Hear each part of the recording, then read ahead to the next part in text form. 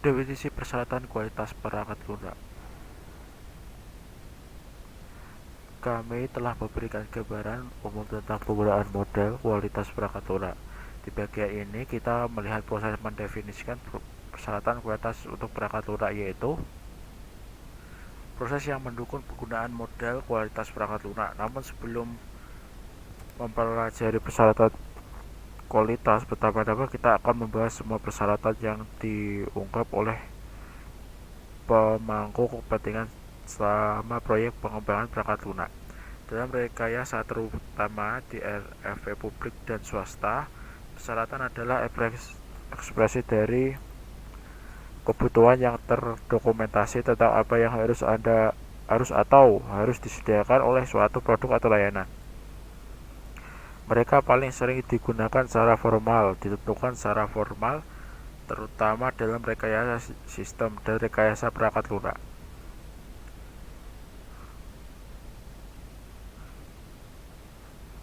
Rekayasa perangkat lunak sistem kritis.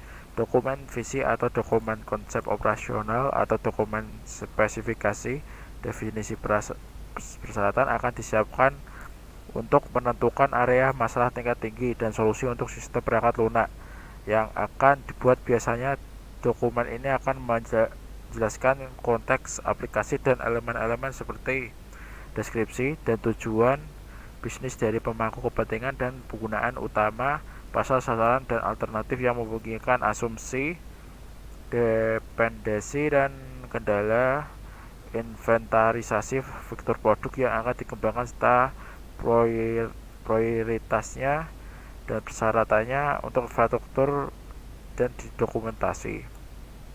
Dokumen ini harus jelas dan ringkas. Ini berfungsi sebagai panduan dan referensi di seluruh analisis kebutuhan perangkat lunak. Dokumen konsep operasi (Jones Ops). Sebuah dokumen berorientasi pengguna yang menggambarkan karakteristik operasional sistem dari sudut pandang pengguna akhir. Dalam pendekatan teknik klasik, persyaratan dianggap sebagai persyarat untuk tahap desain dan pengembangan suatu produk. Fase pengembangan persyaratan mungkin telah didahului oleh studi kelayakan atau fase analisis desain untuk proyek tersebut. Setelah pemangku kepentingan telah diidentifikasi, kegiatan untuk spesifikasi perangkat lunak dapat pecah menjadi berkumpul, mengumpulkan semua keinginan, harapan, dan kebutuhan para pemangku kepentingan, memperdebatkan kepentingan relatif dari persyaratan berdasarkan misalnya dua prioritas penting diinginkan. Analisis memeriksa konsistensi dan kelengkapan persyaratan. Ada terbatas persyaratan perangkat lunak, ada fungsi, kendala, tidak berfungsi, ada persyaratan, kewajiban, persyaratan, desain kebutuhan lunak, analisis spesifik dan validasi, pengetahuan dominan atau bisnis, lingkungan organisasi dan operasional, wawancara, broadcasting dan pertemuan yang difasilitasi, pengamatan cerita, penggunaan dan skenario, klarifikasi, dokumentasi persyaratan. Dari ada perjalanan, kewajiban dan persyaratan kualitas.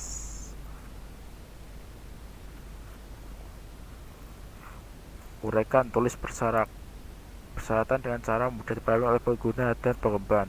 Tentukan, ubah persyaratan bisnis menjadi spesifikasi perangkat lunak, sumber data, nilai, waktu, atau bisnis.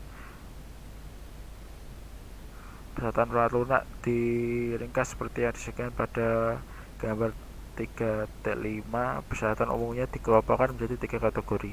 Pertama, persyaratan fungsional. Ini menggambarkan karakteristik suatu atau proses yang harus dijalankan sistem.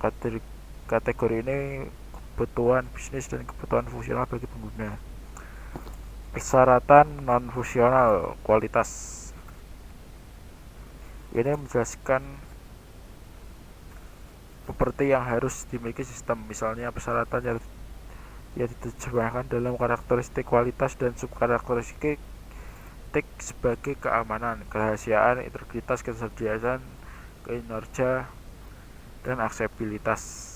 3. Kendala keterbatasan dalam pengembangan seperti infrastruktur tempat sistem harus dijalankan atau bahasa pemrograman yang harus digunakan untuk mengimplementasikan sistem. Persyaratan terkenal sulit untuk disajikan ke tingkat yang ideal. Seringkali analisis bisnis khusus digunakan untuk menjembatani kesenjangan antara pengguna perangkat lunak dan spesialis perangkat lunak. Analisis ini memiliki pengamatan, pelatihan, dan sertifikasi. Diperlukan untuk menjalankan pertemuan dengan pengguna, mengungkapkan persyaratan sedemikian rupa sehingga dapat dengan mudah disampaikan sebagai spesifikasi perangkat lunak dan juga dipahami oleh pengguna akhir. Selama beberapa tahun sekarang, kelompok kepentingan Institut Internasional Analis Bisnis menawarkan sertifikasi untuk analisis bisnis, sebagaimana dari permintaan proposal sistem untuk menjual dan memuat uang tiket transit. Sebuah perusahaan transportasi di kota besar menyatukan persyaratan non-fungsional yang dipenuhi. Waktu proposal maksimum untuk setiap pertukaran informasi mesin tidak boleh lebih dari 1 detik. Waktu membaca atau mengkode pas tidak boleh melebihi 250 milidetik. Tingkat keberhasilan untuk membaca dan mengkodekan pas harus 99,99%. Kemampuan untuk bekerja tanpa terhubung ke sistem pusat hingga 4 hari. Mengurangi waktu henti peralatan seminimal mungkin. Opsi bekerja dalam mode file save. BABOK pada analisis bisnis pengetahuan tersedia di www.taiba.org, menjelaskan semua pengetahuan yang diperlukan untuk secara jelas mendefinisikan dan mengelola persyaratan bisnis selama proyek perangkat lunak. Teknik elisitasi kebutuhan seringkali memperhitungkan kebutuhan, keinginan, dan harapan semua pihak yang terlibat. Harus diprioritaskan. Semua pemangku kepentingan harus diidentifikasi sebelum latihan ini dapat dimulai. Pada awal proses, kegiatan analis awal bertujuan untuk mengidentifikasi kebutuhan bisnis pengguna. Persyaratan perangkat lunak umumnya didokumentasi menggunakan teks, diagram, dan kosakata yang akan mudah dipahami oleh pengguna. Dan persyaratan bisnis menggambarkan peristiwa tertentu terjadi selama pelaksanaan proses bisnis dan berusaha mengidentifikasi aturan bisnis dan aktivitas yang dapat diperhitungkan oleh perangkat lunak.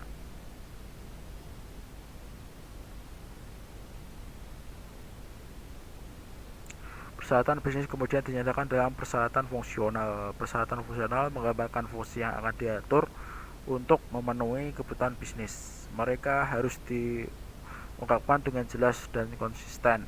Tidak ada persyaratan yang berlebihan atau bertentangan dengan persyaratan lain. Setiap kebutuhan harus didefinisikan secara unik dan mudah dipahami oleh klien. Mereka yang harus didokumentasikan.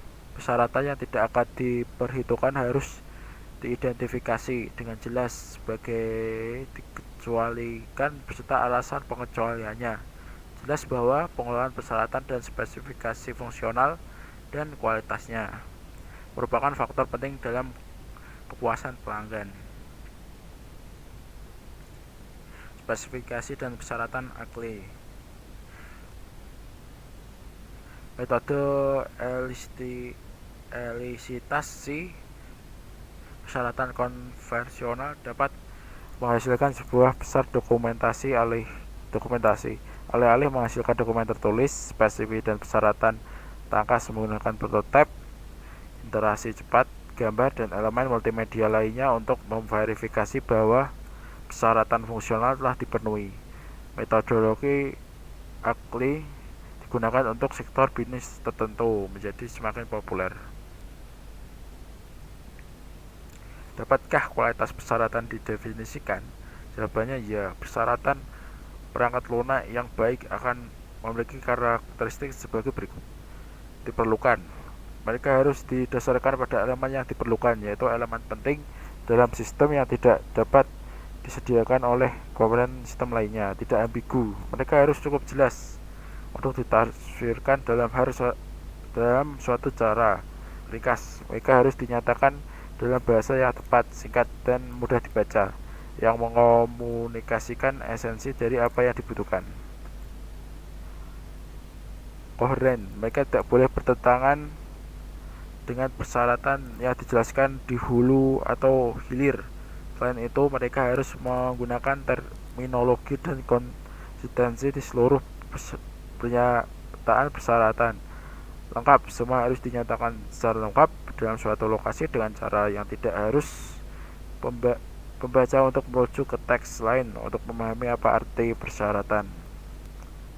Dapat diakses. Mereka harus realistis mengenai implementasinya dalam hal keuangan yang tersedia, sumber daya yang tersedia, dan dalam waktu yang tersedia.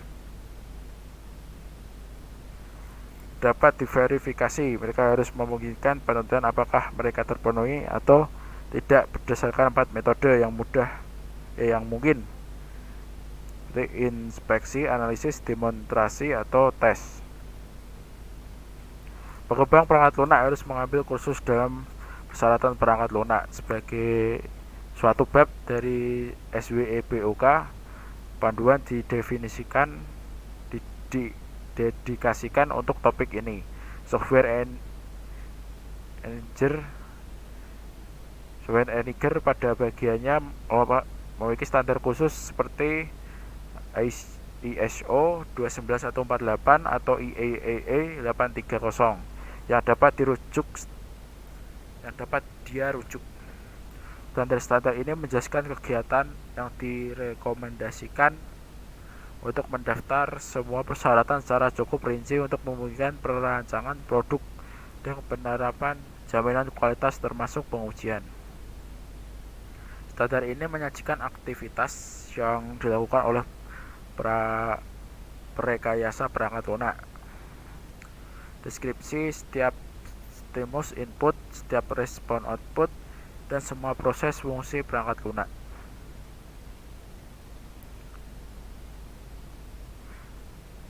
ISO, IEC, IEEE, sistem dan rekayasa perangkat lunak, proses siklus hidup perangkat lunak. Ini berisi ketentuan untuk proses dan produk yang terkait dengan rekayasa perangkat lunak untuk sistem produk perangkat lunak dan layanan sepanjang siklus hidup. Ini mendefinisikan konstruksi persyaratan yang baik, memberikan atribut dan karakteristik persyaratan, dan membahas aplikasi proses persyaratan yang berpeluang dan rekursif sepanjang siklus hidup. Ini memberikan panduan tambahan dan penerapan rekayasa perangkat lunak dan proses manajemen untuk aktivitas terkait persyaratan dalam ISO, IEC 12207/2008 dan ISO IEC 15288/2008. Item informasi yang berlaku untuk rekayasa penyataan dan isinya didefinisikan. Konten ISO IEC IEEE 29148/2011 dapat ditambahkan ke rangkaian proses siklus hidup terkait persyaratan yang ditentukan oleh ISO IEC 12207. Semua persyaratan harus diidentifikasi dan dapat dilacak. Format yang berbeda diusulkan untuk menulis dokumentasi berdasarkan kekritisan perangkat lunak. Oleh karena itu, persyaratan perekayasa perangkat lunak harus memiliki pemahaman yang dalam tentang analisis bisnis dan memastikan untuk melakukan aktivitas berikut mengenai persyaratan perangkat lunak. Merencanakan dan mengelola tahap persyaratan, mendapatkan prasyarat, menganalisis persyarat dan dokumentasi terkait, berkomunikasi dan memastikan persetujuan, mengevaluasi solusi dan memvalidasi persyaratan. Banyak studi kasus ada di bidang persyaratan perangkat lunak. Buku ini tidak mencoba untuk mengulangi pengetahuan ini, melainkan untuk memberikan gambaran. Berikut ini menunjukkan bagaimana perekayasa perangkat lunak harus melanjutkan untuk mengidentifikasi persyaratan kualitas. Menentukan proses kualitas. Menentukan persyaratan kualitas. Proses kualitas sering ditemukan atau dijelaskan secara informal dalam RFP, dokumen persyaratan, atau dalam dokumen persyaratan sistem. Perancangan perangkat lunak harus menafsirkan setiap persyaratan fungsional dan non-fungsional. Untuk menyiapkan persyaratan kualitas dan dokumen-dokumen ini, untuk melakukan ini, ia harus mengikuti proses spesifikasi persyaratan kualitas. Akan mungkin untuk menggambarkan persyaratan kualitas dengan benar, memverifikasi apakah praktik yang ada akan memungkinkan pengembangan perangkat lunak yang akan memenuhi kebutuhan dan harapan klien, memverifikasi atau menilai bahwa perangkat lunak yang dikembangkan memenuhi persyaratan kualitas. Untuk mengidentifikasi persyaratan kualitas, perekayasa perangkat lunak harus melakukan langkah-langkah yang dijelaskan pada gambar 36. Langkah-langkah ini dapat dilakukan bersamaan dengan mengidentifikasi kebutuhan fungsional. Persyaratan non-fungsional adalah sesuatu yang diperlukan tetapi tidak menambahkan aturan atau aturan bisnis dalam persyaratan bisnis. Beberapa contoh kebutuhan non-fungsional termasuk jumlah pengguna dan transaksi yang didukung, waktu respon transaksi, waktu pemulihan bencana, dan keamanan. Oleh karena itu, semua karakteristik dan subkarakteristik kualitas ISO 25010 termasuk dalam persyaratan non-fungsional atau kinerja. Kami akan fokus di sini menggambarkan aspek kualitas yang diharapkan oleh klien, yang tidak perlu dibahas oleh analisis bisnis selama diskusi persyaratan bisnis. Pentingnya persyaratan non-fungsional tidak boleh diremehkan. Saat mengembangkan persyaratan sistem, kepentingan yang lebih besar sering diberikan pada persyaratan bisnis dan internal, dan menggambarkan pemrosesan yang harus disediakan sistem sehingga pengguna dapat menyelesaikan tugas mereka. Misalnya sistem yang tidak stabil atau sistem yang antarmukanya sangat kurang tetapi sepenuhnya memiliki persyaratan profesional tidak dapat dianggap berhasil.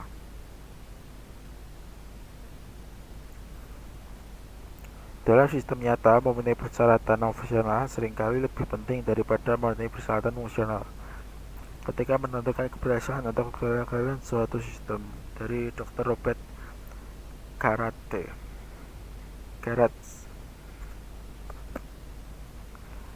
Ada bahkan identifikasi pemangku kepentingan, kembangan daftar melakukan wawancara, dan ini konsolidasikan dan prioritaskan hasil, dapatkan konsensus tentang faktor kualitas. Gambar 36 kebutuhan non-fungsional. Langkah-langkah yang disarankan untuk kebutuhan non-fungsional.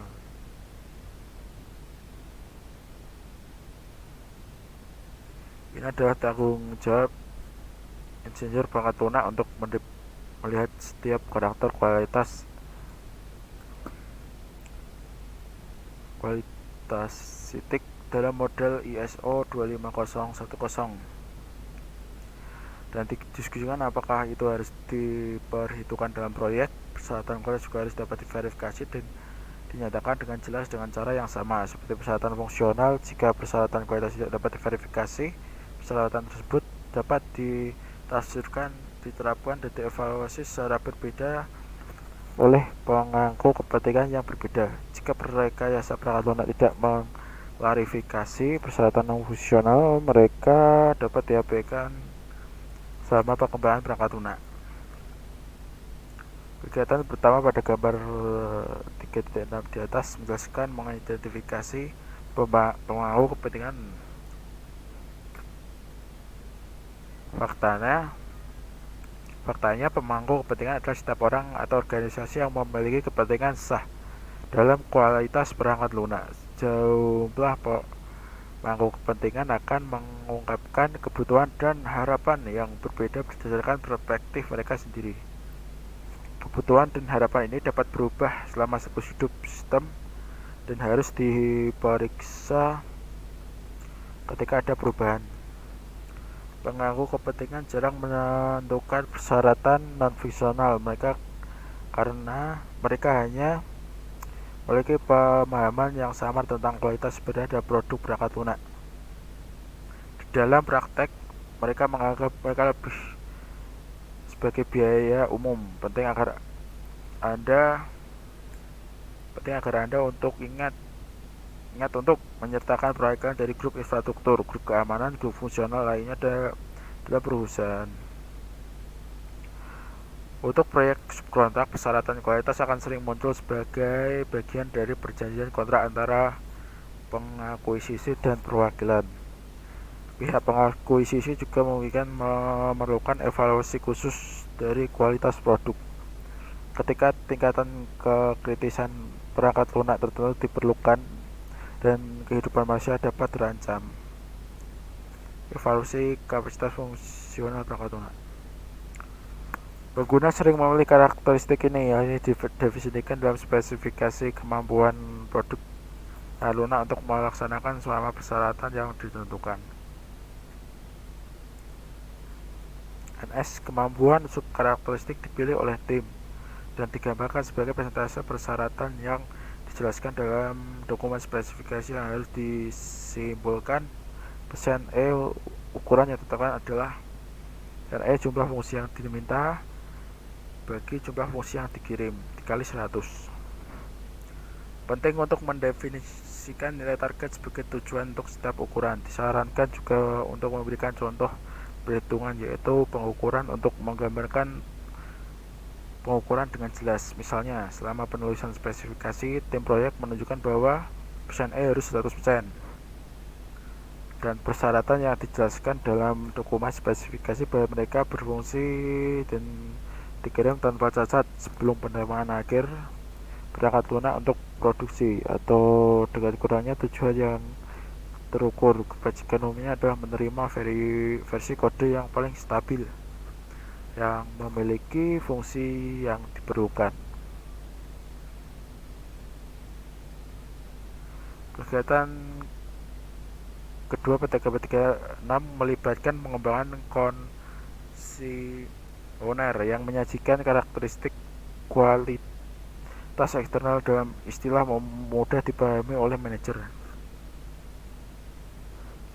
Kondisioner ini memperkenalkan karakteristik kualitas dan meminta responden untuk memilih sejumlah tertentu dan mengidentifikasi kepentingannya.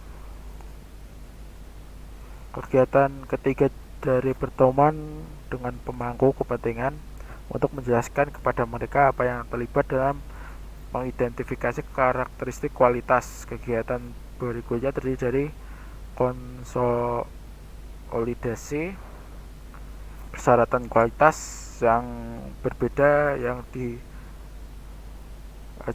dan menggambarkan keputusan dan deskripsi ke dalam dokumen persyaratan atau rencana kualitas proyek.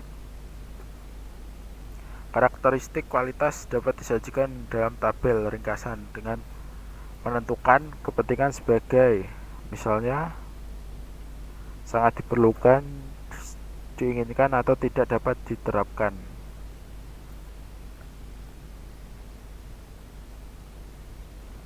Dikasih contoh statistik kualitas dan pentingnya, keandalan, sangat diperlukan, keramahan pengguna, diinginkan, keamanan opsional, tidak dapat diterapkan. Mengukur kualitas sama dengan keputusan pengguna. Keputusan menunjukkan sejauh mana pengguna bebas dari ketidaknyamanan dan sikap mereka untuk menggunakan produk. Kepuasan dapat ditentukan dan diukur dengan menggunakan indikator subjektif sebagai apakah produk tersebut disukai, kepuasan selama penggunaan produk, penerimaan beban kerja ketika melakukan tugas yang berbeda, atau sejauh mana tujuan penggunaan seperti produktivitas atau kemudahan belajar terpenuhi. Ukuran kepuasan lainnya dapat mencakup jumlah komentar positif dan negatif yang dicatat selama penggunaan. Informasi tambahan dapat diperoleh dari tindakan jangka panjang seperti tingkatan ketidakhadiran, pengamatan beban kerja, atau laporan tentang masalah kesehatan perangkat lunak. Pengukuran kepuasan subjektif dihasilkan dengan mencoba mengukur reaksi, sikap, atau pendapat yang diungkapkan oleh pengguna. Proses kuantifikasi ini dapat dilakukan melalui metode yang berbeda. Misalnya, meminta pengguna untuk memberikan nomor yang sesuai dengan kekuatan perasaan mereka pada waktu tertentu saat menggunakan produk. Meminta pengguna untuk mengklarifikasi produk dan dalam urutan preferensi, atau dengan menggunakan skala sikap dalam kuesioner. Selanjutnya, untuk setiap karakteristik, ukuran kualitas harus dijelaskan secara rinci mencakup informasi berikut. Ya juga kesaksian pada program ini. Karakteristik kualitas, subkarakteristik kualitas mengukur yaitu rumus tujuan yaitu target. Contoh, langkah terakhir dalam mendefinisikan persyaratan kualitas melibatkan persyaratan ini disahkan melalui konsensus setelah persyaratan kualitas telah diterima pada tongkrak yang berbeda pada proses. Biasanya ketika menilai langkah proyek, langkah-langkah ini akan dievaluasi dan dibandingkan dengan tujuan tetap dan disepakati dalam spesifikasi. Memilih ukuran kualitas. Sebaiknya pertimbangan pengukuran yang mudah diatur sebelum berkomitmen untuk mengukurnya. Luangkan waktu untuk memeriksa dengan kolega Anda, grup SKA atau grup infrastruktur, mengenai apakah tindakan yang diidentifikasi dapat diambil dari proses perangkat lunak manajemen dan proses pemantauan yang sudah diinstal. Tentu saja, untuk melakukan ini, pengukuran tema harus diterapkan. Tantangan untuk menerapkan program pengukuran akan dijelaskan dalam bab selanjutnya. Kebutuhan telusuri selama siklus hidup perangkat lunak. Baca siklus hidup kebutuhan klien didokumentasi dan dikembangkan dalam dokumen yang berbeda selama spesifikasi arsitektur, kode, dan manual pengguna. Selain itu, sepanjang siklus hidup suatu sistem, banyak perubahan mengenai kebutuhan klien. Harus diharapkan setiap kali ada perubahan kebutuhan, harus dipastikan bahwa semua dokumen diperbarui.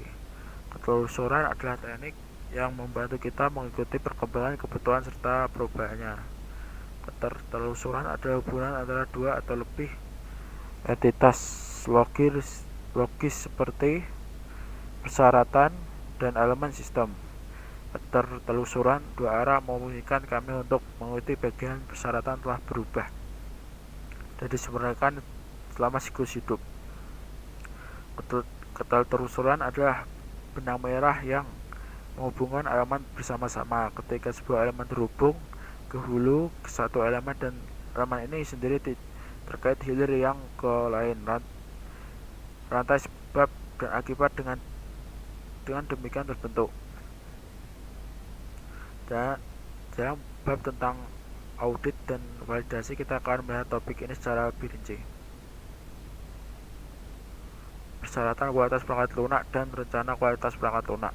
Standar IEEE 730 menetapkan di bagian 5.4 berjudul menilai produk untuk kesesuaian dengan persyaratan yang ditetapkan bahwa dalam konteks akuisisi perangkat lunak, fungsi SKI harus memastikan bahwa produk perangkat lunak memenuhi persyaratan yang ditetapkan.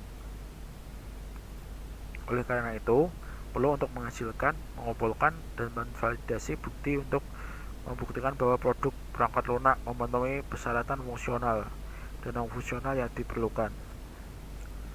Selain itu, bagian 4 bagian 5.4.6 dari IEEE 730 bertujuan mengukur produk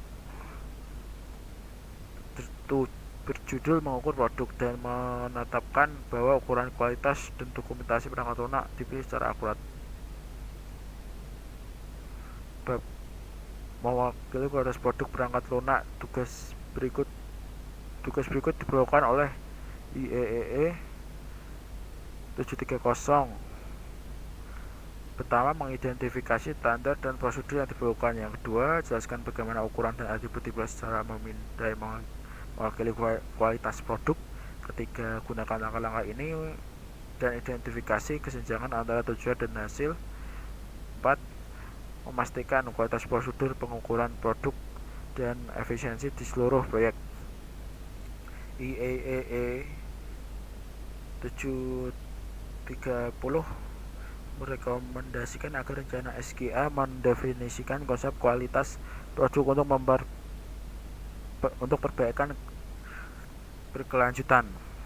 Dokumen ini harus membahas isu-isu mendasar, fungsionalitas antarmuka eksternal, kinerja, karakteristik kualitas, dan kendala komputasi yang dikenakan oleh implementasi tertentu. Setiap kebutuhan harus diidentifikasi dan didefinisikan sehingga implementasinya dapat divalidasi dan diverifikasi secara objektif. Faktor sukses, faktor yang mendukung kualitas perangkat lunak. Pertama, pemahaman tentang pemahaman yang baik tentang kualitas non fungsional. 2. Proses yang baik untuk mendefinisikan, menindaklanjuti dan mengkomunikasikan persyaratan kualitas. 3. Mengevaluasi kualitas panjang siklus hidup perangkat lunak. 4.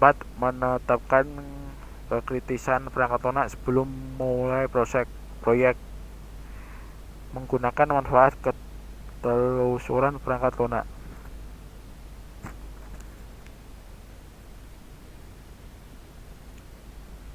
Faktor-faktor yang dapat mempengaruhi kualitas perangkat lunak. Pertama, tidak mempertimbangkan persyaratan kualitas. Kedua, tidak memperhitungkan kekritisan perangkat lunak. Ketiga, membuat alasan untuk tidak peduli dengan kualitas. Berikut alasan yang memungkinkan pernah Anda dengar dari orang-orang yang tidak percaya akan pentingnya kualitas. Pertama, saya tidak perlu khawatir dengan kualitas. Klien saya hanya tertarik pada biaya dan teringat waktu. Pentingnya kualitas tidak ada hubungannya dengan hal-hal ini.